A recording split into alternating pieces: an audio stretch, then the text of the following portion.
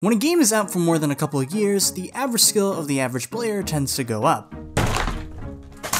A modern example of this can be easily seen through games such as the Overwatch franchise and Apex Legends. If you count both Overwatch 1 and 2, one and the same, both of these games have been out for a while now, and a common sentiment that you see thrown around is how sweaty the games have become. Granted, both of these games were developed with the intent of including some degree of player competition, but despite having dedicated ranked game modes, it can often feel that both of these games are just impossible to play casually. Now, this is where skill-based matchmaking comes in, but honestly that's a whole other gray area to tackle because at the end of the day, somebody's gonna lose and complain that they couldn't steamroll a whole lobby. Despite this sweat problem though, both games are still fairly popular and accessible to this day. But if you had the same problem with another game, say a game with a high skill ceiling, an unforgiving environment, and a game with a dwindling 8-year-old fan base, well, let's just say that isn't good. Okay, so let's pretend that I'm a new player. I just installed the game mere seconds ago after hearing how cool the game is, and you know, I want to have a taste of that high-octane gameplay everybody's talking about. So, the first option that's available is, of course, the campaign. So, let's start with that. Now, once we get into the simulation, there's already a huge problem, and that is the FOV. Some of you may ask, why is that a problem? It's just the default setting. Okay, well, when have the default settings ever been the best? The settings exist so that we can tweak the game to whatever feels best for us, the player. Now, I won't judge you for running the base 70 FOV. Like I said earlier, it might just feel better than cranking it up all the way. But honestly, I think having at least a slightly higher FOV is just so essential to making the game feel better and smoother. Like, you can feel faster, you can see more of the area around you, and in multiplayer, that increased field of view comes into use so much since everybody's moving so fast. Plus, I imagine that if you're a new player and you saw clips of this game, chances are that person is running a high FOV, and if you were intrigued by their speed, well, wouldn't you want to replicate that to a certain extent?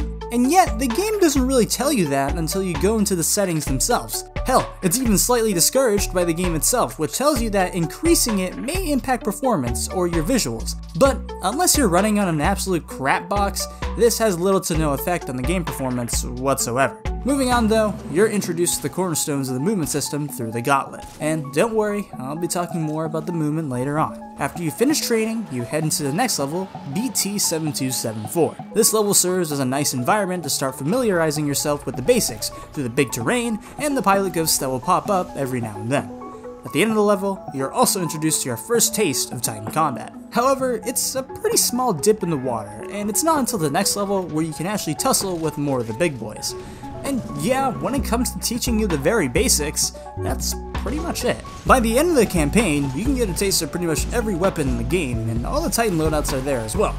So with that, I think it's now time to play some multiplayer. But when you do play multiplayer, it's nothing but stomp after stomp after stomp.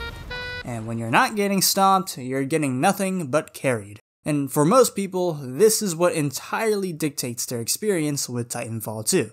Oh man, these guys are really good, and have probably been playing non-stop for the past 8 years. I don't think I'll play this game, but hey, at least the campaign is cool. And cut. Unless you're willing to spend hours upon hours on this game, many people won't even attempt to scratch the surface of everything that you can do. Like, this game is a lot more complicated than you probably realize. Hell, I had people asking me how I cancelled my gravity star throws on a video, and in my head, I was like, wait, people don't know how to do this? And that brings me to a pretty big flaw of Titanfall 2, the lack of information. Between the lack of in-game information and the lack of outside information on the game itself, it's no wonder a lot of people get confused. Now, there are in-game tips, but instead of being condensed in one area, say like an in-game encyclopedia, they're just, you know, sprinkled in at random points. There's also a FAQ section at the bottom, but it's not even visible, and considering that you can change the settings in the main menu in the campaign, chances are people are just gonna gloss over it. But I will give credit where credit is due. There are some key basics that are indeed highlighted here, but if only this information wasn't hiding in plain sight. However, while the very basics are highlighted, there's really no explanation of the deeper mechanics, which is a problem. Because nowadays, a moderate understanding, or at least an acknowledgement of these deeper mechanics, is what is really needed these days if you want to consider yourself good. So, fun fact, did you guys know this game has undergone 3 movement revolutions? Not just 1 or 2, but 3?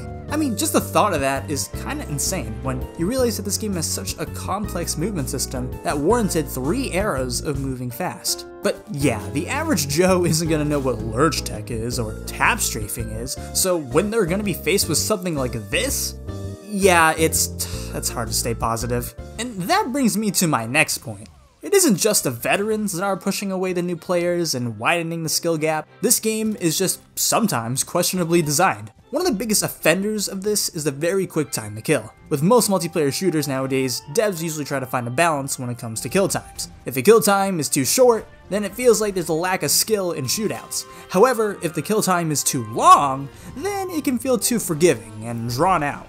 Titanfall 2 quite obviously exists on the shorter spectrum, and combined with a fast movement system, as a new player, it can often feel like you just can't do anything in a match. Along with this, the gun balancing can be pretty hit or miss. Hell, half the weapons don't even have the correct stats on the preview page. There's also the whole aim assist debate, the janky melee tracking, and overall just a lack of content.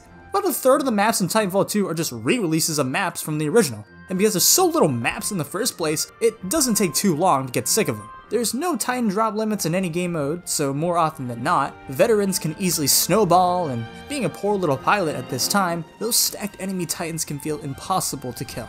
There's also the lack of truly interesting game modes. The ones that are interesting though, kind of suck in their execution. Like for example, live fire is a cool sort of competitive concept, but it falls short because in a game where you move fast and die fast, it feels counterintuitive when the best way to consistently win in that game mode is to sit in the back and just play passively. There's also the whole debate about the downgrades from Titanfall 1 to 2, but I think that's best saved for another video. Okay, so how do we fix this? Now, this is definitely a broad question, because if I were to sit 100 people down and ask this same question, there'd be no doubt some different answers. Okay guys, player base is dying. Anybody got any ideas on how we can stop that? Okay, hear me out. Titanfall 2 NFTs. Okay, well, let's start out with 2 changes I would make first. I would definitely overhaul the weapon balance and the time to kill. Certain weapons like the car and the Spitfire have been dominating for way too long, and so it'd probably be best if they were nerfed in some way. As for the time to kill, it needs to be longer, so there's less of that feeling where you're completely helpless if somebody saw you first. Next, I would definitely add some sort of encyclopedia that would have more detailed tips and stuff all condensed into one place. This ideally would have its own separate section in the lobby menu and would be easily seen once you load in. And other than that, I mean, it's hard to say. I'm not a video game developer, and I'm certainly not the smartest tool in the shed. That being said, however, feel free to tell me what you guys think in the comments below, and what changes you would make to Titanfall 2 that make it more accessible to new players. Feel free to join the Discord, sign up for a YouTube membership, like and subscribe, yada yada, and yeah, I'll see you guys in the next one. Peace.